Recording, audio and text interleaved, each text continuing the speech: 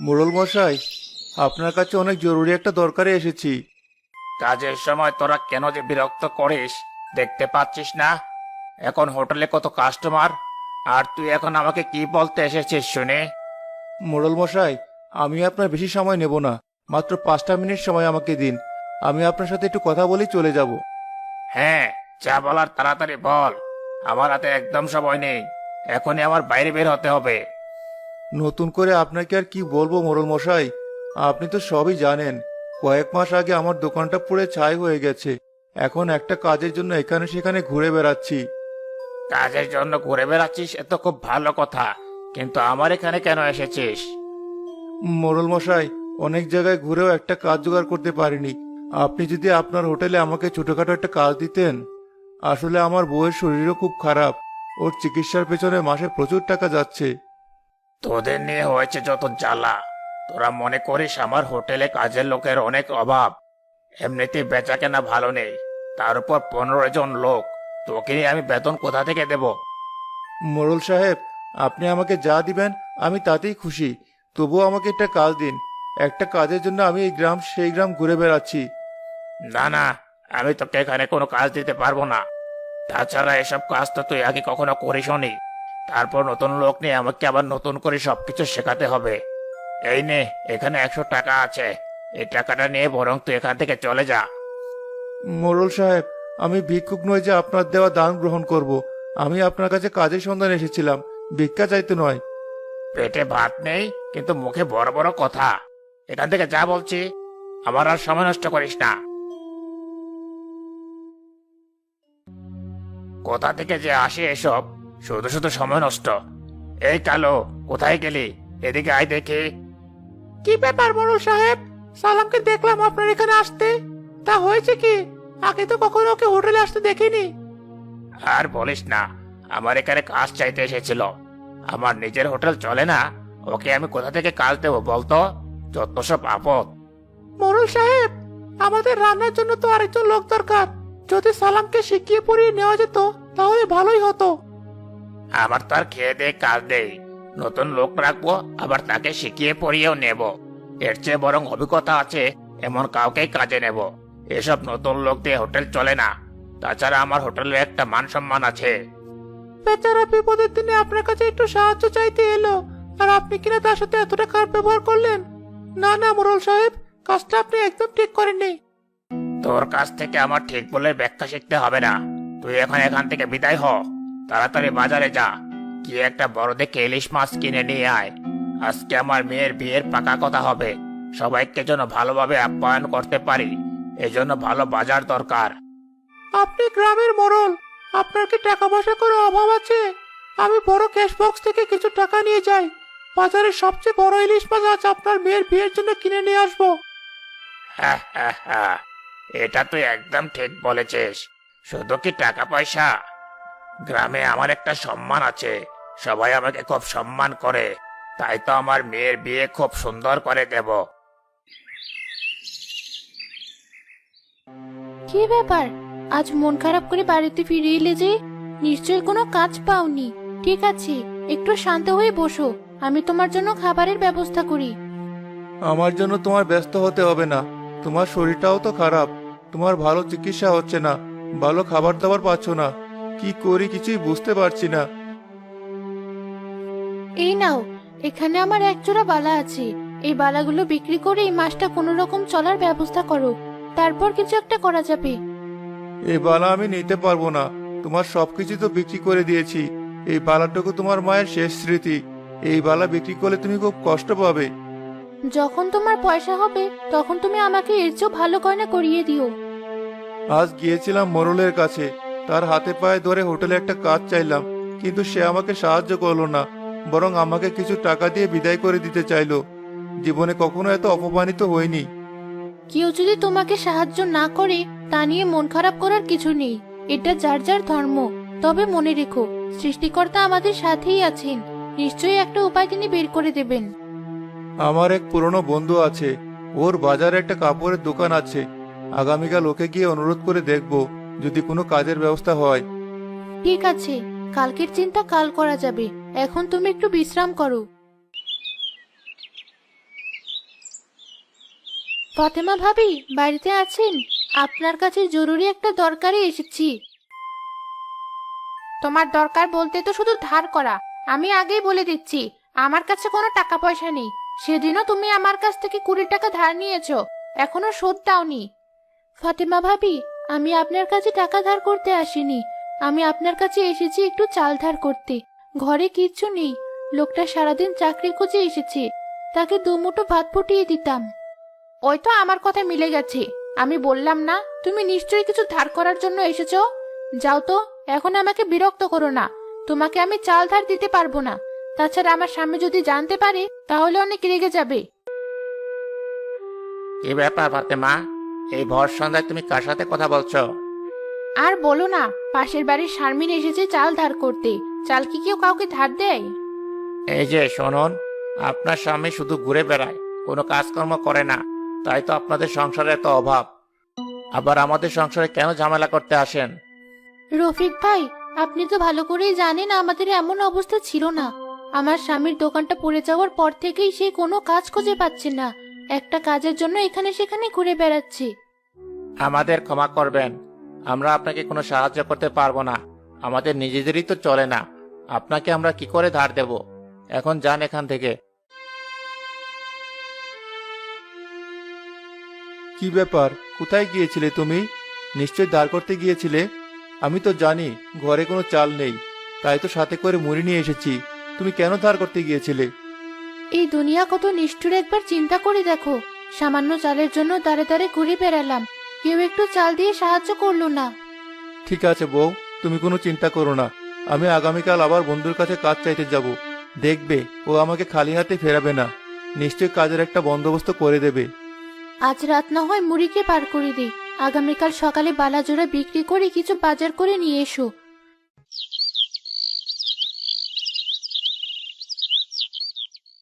পরের দিন সকালে সালাম গেল তার বন্ধুর সাথে দেখা করতে। ফারুক, কেমন আছিস বন্ধু? তোর সাথে জরুরি একটা ব্যাপারে কথা বলতে এসেছি। আগে বল, তুই আমাকে খালি হাতে ফেরাবি না? আরে সালাম জি, তুই তো আমার ছোটবেলার বন্ধু। তোকে আমি কি করে খালি হাতে ফেরাই? কি হয়েছে? আমি তোর যে কোনো সমস্যা সমাধান করার চেষ্টা করব। কয়েক মাস আগে আমার দোকান আগুনে পুড়ে গেছে। সংসারে বড্ড অভাব। তুই আমাকে একটা কাজের ব্যবস্থা করে দে না বন্ধু, তাহলে আমি তোর কাছে চিরকৃতজ্ঞ থাকব। কাজ পাওয়া খুব কঠিন বন্ধু। এই জামানায় কোথাও কাজ পাওয়া যায় না। আমি তোকে কিছু টাকা দিচ্ছি। এই টাকাগুলো দিয়ে তুই নতুন একটা ব্যবসা শুরু কর। দেখবি সেখান থেকে তুই অনেক টাকা আয় করতে পারবি। না বন্ধু, সাহায্যের আমার কোনো প্রয়োজন নেই। আমি কারো দান গ্রহণ করি না। যদি পারিস আমাকে একটা কাজ দিয়ে সাহায্য করিস, আমি তাতেই অনেক খুশি হব। সালাম বাড়িতে ফিরে দেখতে পেল তার স্ত্রী অনেক অসুস্থ হয়ে পড়েছে। সকাল থেকে দমটা কেমন বন্ধ হয়ে আসছে। তুমি আমার কাছে এসে একটু বসো। আমি তোমাকে বিনা চিকিৎসায় মরতে দিতে পারবো না। আমি বুঝতে পেরেছি আমাকে কি করতে হবে। এখানে কিছু টাকা আছে, তোমার বালাজোড়া বিক্রি করে জোগাড় করেছি। এই টাকাগুলো তুমি তোমার কাছে রাখো। এরপর আমি যা করার করছি। কিছুদিনের জন্য আমি বাড়ি বাইরে চলে যাচ্ছি। এই কদিন তুমি নিজের যত্ন নিও।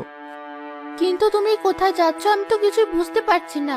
একবার আমাকে বলে যাও তুমি কোথায় যাচ্ছ। শোনো বউ, এই দুনিয়া অনেক নিষ্ঠুর।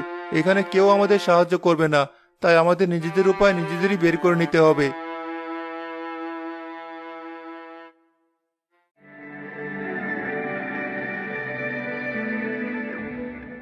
কয়েকদিন পর গ্রামের শিমুল গাছের নিচে একজন তান্ত্রিককে ধ্যানরত অবস্থায় দেখা গেল। তান্ত্রিক বাবা, আপনি কোথা থেকে এসেছেন? এর আগে তো আপনাকে এই গ্রামে কখনো দেখা যায়নি। এই গ্রামে আপনি কেন ধ্যান করতে বসেছেন? আমি এসেছি অনেক দূর থেকে। তুই সেই জায়গার নামও কখনো শুনিসনি। তোদের এই গ্রামে একটা ভয়াবহ ভূমিকম্প আসতে চলেছে। এখনই সতর্ক হতে হবে, তা না হলে তোদের সম্পদের প্রচুর পরিমাণ ক্ষতি হবে। কি বলছেন? এই গ্রামে ভূমিকম্প হবে? না না, আমি আপনার কথা ঠিক বিশ্বাস করতে পারছি না। এর আগে তো কখনো আমাদের গ্রামে ভূমিকম্প হয়নি। আরে বাবা, এর আগে কখনো ভূমিকম্প হয়নি বলে এখনো ভূমিকম্প হবে না তা তো নয়। তুই তোদের সমস্ত সম্পত্তি একটা নির্দিষ্ট জায়গায় জমা কর। গ্রামের সবাইকে বলে দে তাদের টাকা পয়সা ধনরত্ন যেন একটা নির্দিষ্ট জায়গায় জমা করে। ঠিক আছে বাবা, আপনি যা বলবেন তাই হবে।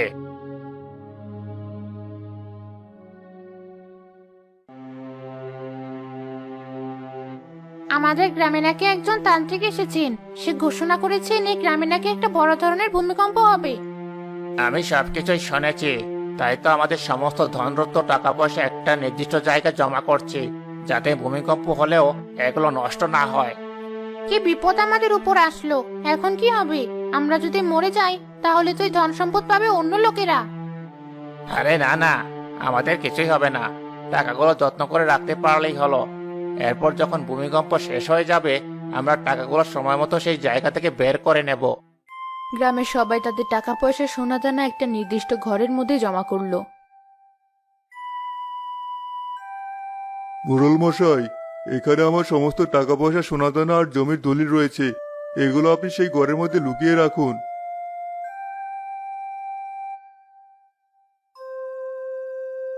এই থেকে যে কি হয়ে গেল কিছু বুঝতে পারছি না, কিন্তু আমি ভাবছি অন্য একটা কথা। এই ঘরের মধ্যে তো এত কিছু রয়েছে, এখানকার একটা ভালো পাহারাদার দরকার। পাহারা নিয়ে আপনি চিন্তা করছেন কেন? এই ঘরের মধ্যে তান্ত্রিককে বসিয়ে দিন, দেখবেন তিনি সবকিছু পাহারা দিয়ে রাখবেন। আরে বাহ, তুমি তো খুব ভালো প্রস্তাব দিয়েছ। তাহলে আমি তান্ত্রিককে বলি এই ঘরের মধ্যে আশ্রয় নিতে, তাহলে আমরা নিশ্চিত থাকতে পারবো। যদি কখনো ভূমিকম্প হয় আমরা লুকিয়ে থাকবো, এরপর বের হয়ে যার যার টাকা পয়সা নিয়ে নেব। কিন্তু এই তান্ত্রিককে আমরা ঠিকমতো চিনি না, সে কোথা থেকে এসেছে কে জানে। তারপর যদি টাকা পয়সার কোনো ক্ষতি হয়? আরে না না, কি যে বলো তুমি! তিনি ধার্মিক, অনেক দূরের পাহাড় থেকে এসেছেন। তাছাড়া তিনি অনেক ক্ষমতাশালী, আরো অনেক কিছু জানেন। তিনি কখনো আমাদের গ্রামের ক্ষতি করবেন না। আমরা নিশ্চিন্তে তার কাছে সমস্ত সম্পত্তি জমা রাখতে পারবো। তাহলে আর কোনো সমস্যা নেই। আপনি যা সিদ্ধান্ত নিয়েছেন আমরা সবাই তা মাথা পেতে নেব।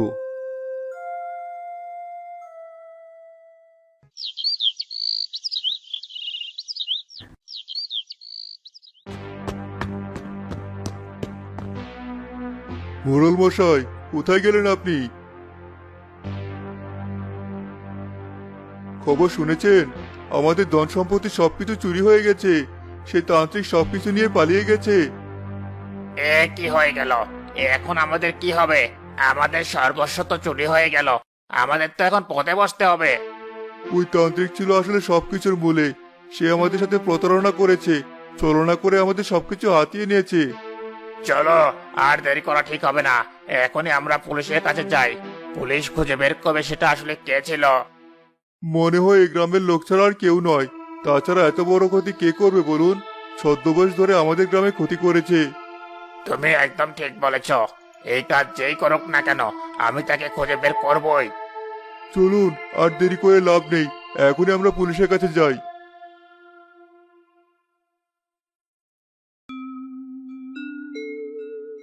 শারমিন, শারমিন কোথায় গেলে? দেখো আমি চলে এসেছি। কতদিন হয়ে গেল তোমাকে দেখি না। তোমাকে দেখার জন্য আমার প্রাণটা একেবারে হাঁসফাঁস করছে। এই যে বাড়ি ছেড়ে বের হয়ে গেলে, ফিরে এলে 2 মাস পর। এতদিন তুমি কোথায় ছিলে? আর তোমার এমন দাড়ি কিভাবে হলো? তোমাকে দেখে তো মনে হচ্ছে একজন সন্ন্যাসী। গায়ের কাপড় চোপড় অনেক পুরনো। তোমাকে এখন আর কথা বলতে হবে না শারমিন।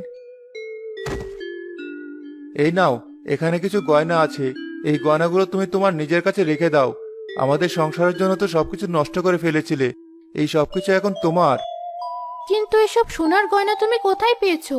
আর এত টাকা পয়সা এবার তুমি কোথা থেকে নিয়ে এসেছো? দয়া করে আমাকে সত্যিটা খুলে বলো। কেন, তুমি শোনোনি? এই গ্রামে একজন তান্ত্রিক ছিল, যে কিনা সমস্ত টাকা পয়সা সম্পত্তি নিয়ে পালিয়ে গেছে। সেই তান্ত্রিক আর কেউ নয়, আমি নিজে। আমি তো তোমাকে একজন সৎ মানুষ মনে করতাম। তোমার সততা নিয়ে আমার গর্ব হতো। আর তুমি কিনা এত বড় একটা কাজ করেছো। জীবনে সৎ থেকে কি পেলাম বউ? সততা দিয়ে জীবনে কিছুই হয় না। দুমুঠো ভাতের জন্য এখানে সেখানে ঘুরে বেরিয়েছি, কেউ সাহায্য করেনি। এই গ্রামের মানুষকে আমি খুব ভালো করেই চিনি, তাই তো আমি এই সিদ্ধান্ত নিয়েছিলাম। আমি তোমার আর কোনো কথাই শুনতে চাই না। তুমি এখনই এই গয়নাগুলো তাদেরকে ফেরত দিয়ে এসো। দরকার হলে না খেয়ে মরবো, কিন্তু চুরির টাকায় আমি একদিনও খেতে চাই না। কি বলছো পাগলের মতো? না না, এ কখনোই সম্ভব না।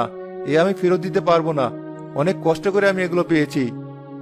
আমি তোমাকে স্পষ্ট করে বলে দিচ্ছি, যদি তুমি এগুলো ফেরত না দাও তাহলে আমি আগামীকালই বাড়ি থেকে চলে যাব।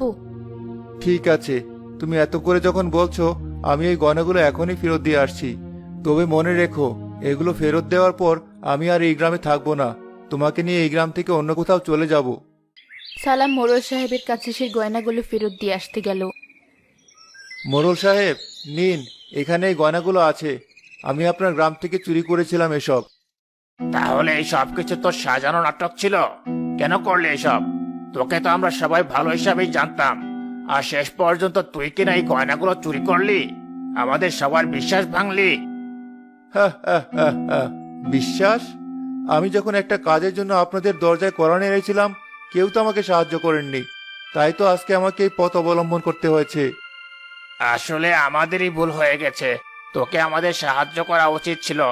আজকে যদি আমরা তোকে সাহায্য করতাম তাহলে তুই এত বড় অন্যায় কাজ করতি না।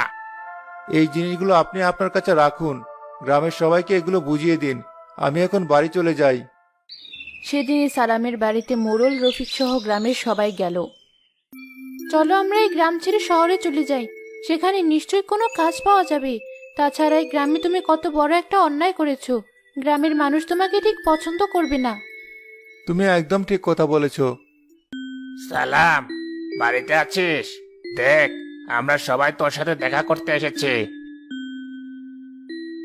কি ব্যাপার মোড়ল সাহেব, আপনি হঠাৎ করে গরিবের বাড়ি? আমি তো আপনার কাছে ক্ষমা চেয়ে নিয়েছি, যা যা চুরি করেছিলাম সবকিছু বুঝিয়ে দিয়ে এসেছি। তাহলে কেন হঠাৎ করে আমার বাড়িতে?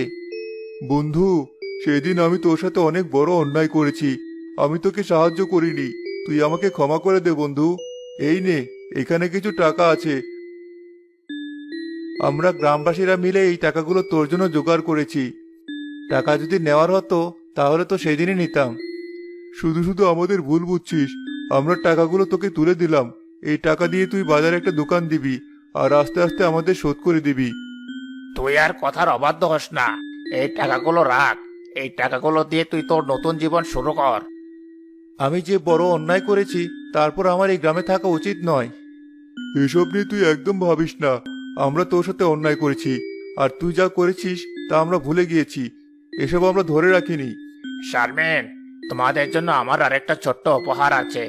আমি তোমাদেরকে নতুন একটা বাড়িও তৈরি করে দেব। এই পুরনো বাড়িতে তোমাদের আর থাকতে হবে না। আপনারা সবাই অনেক ভালো মনের মানুষ, তাই তো আমাকে ক্ষমা করে দিয়েছেন। সৃষ্টিকর্তা আপনাদের মঙ্গল করুক।